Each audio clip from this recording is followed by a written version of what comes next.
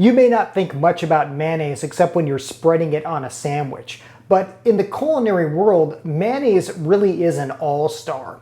It's even thought of as one of the grand sauces, of which other sauces are made. Think tartar sauce, or salad dressings, or things like Thousand Island. If you've ever had secret sauce on one of the menu items at a fast food restaurant, I can almost guarantee you that mayonnaise was involved. And while I know it's second nature to just grab a bottle of mayo at any store, it really is easy to make at home. I mean, so easy that you can even make it in a blender. Today, I'm going to show you how.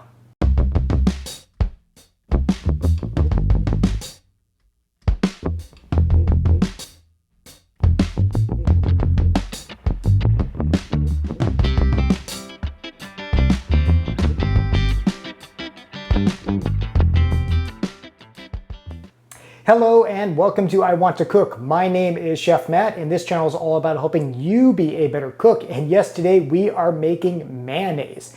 Now, if you've ever attempted or thought about making mayonnaise at home, you probably know there's a few different ways to do it. The simplest is just with a whisk and a bowl. Back when I was in culinary school and just learning the ropes, this is how we made gallons of mayo. Just whisking in a bowl, whisking, gallons of mayo. Now, not everybody wants to do that or has the arm strength, and that's where an appliance really makes this a lot easier. You can do this in a food processor, but a blender works just as well. And I think more of you at home probably have at least a blender, so that means that really anybody can make mayonnaise. So, margaritas or mayo, this can do it. I'm just using a vintage blender here. This is a cheap one I found at the thrift store. And by the way, if you hadn't watched last week's video on why you should be shopping at thrift stores, well, here's just one more reason. So anyways, let's make some mayonnaise in a blender. Okay, mayonnaise is what's known as an emulsion, and an emulsion is just when we combine two things that usually don't want to combine. If you watched my video on vinaigrette dressing, that's a type of emulsion. That's what's called a temporary emulsion because it'll separate. Mayonnaise is what's known as a permanent emulsion because it stays together. Now, the first thing we're going to do is just add an egg. This egg is at room temperature. That's going to help it blend. And you may be thinking, hey, I thought you just needed to use egg yolks when you're making mayonnaise. Well, with the blender, I found that you can actually use a whole egg and it works out just as well. So that's one less thing to have to do. You don't have to separate the egg yolk. You might also be wondering, well, isn't it bad to use raw eggs? Isn't there a risk of salmonella? Well, not in the US. According to the USDA, you can use raw eggs because eggs in the US have to be pasteurized before they are sold at supermarkets. So here in the US at least, it is safe to use raw eggs for this application. Now to this we're going to add 2 tablespoons of white wine vinegar and 2 tablespoons of lemon juice. You can add 4 tablespoons of just one or the other if you want, but I like a little more variety, so that's what we're going to do. So just add these to the blender. We'll also add a teaspoon of mustard. Now, usually this would call for a mustard powder, but I'm gonna make this even easier on you. We're just gonna add a teaspoon of just regular mustard. I figure not everybody has mustard powder at home, especially if you're just a beginning cook. So just add a teaspoon of regular mustard. You could also use Dijon mustard. Either is gonna work just great. I'm also adding a teaspoon of salt and a teaspoon of sugar. And finally, we're going to bring out our old friend paprika. We're going to add just a little bit of that. So we're going to start just first by blending this up. And hopefully it's not going to spray everywhere up into the GoPro. If it does, that's going to make a great shot.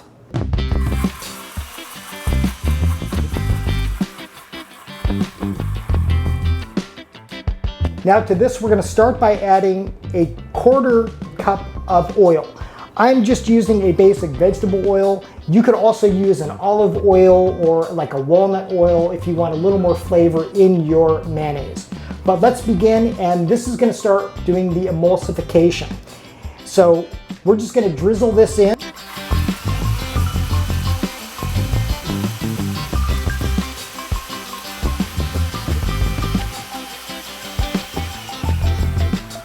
And you see this is already coming together. I forgot, I'm gonna add a little bit of white pepper to this as well. You can really add this at any time. I like to use white pepper because that way you don't have those black specks of regular pepper that you would have otherwise. Now we're gonna do the main emulsion, and this is where we are just going to slowly drizzle in a cup of vegetable oil. So here it goes, just do this nice and slow, nice and steady, and this is what is going to make the mayo. Let's let her rip.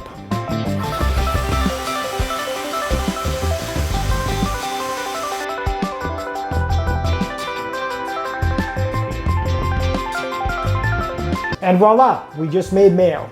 Now you may notice there's a little bit of oil at the top, and that is okay. We're just gonna stir that in.